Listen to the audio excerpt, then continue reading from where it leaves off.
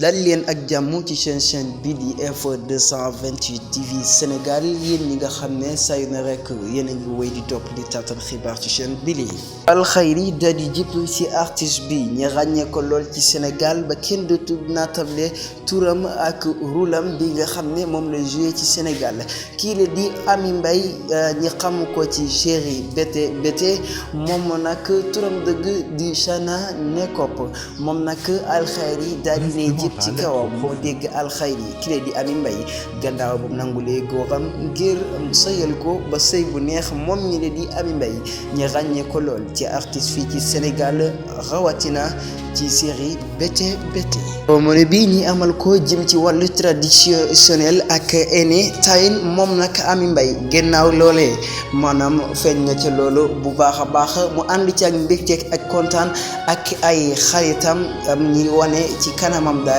am na mbégte ca mbiru moomee ci alxayri bi nga xam ne daal dina koy dégg ki li di Amy Mbaye nekk artiste boo xam ne kenn dootu ko natable ci Sénégal rawatina rôle bu am solo bi nga xam ne mi ngi koy joué fii ci théâtre bi di Bété Bété ki li Amy Mbaye daal alxayri daal dina koy dégg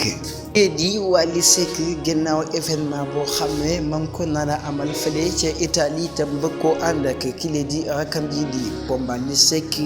mu nekk mbir mu rafetlu Sénégalais yu bari rafetlu ko di ci yéey di ci yàbbi ngir lekk seenu ko bennoo ngir lakk amal ab senso fële bu neex a neex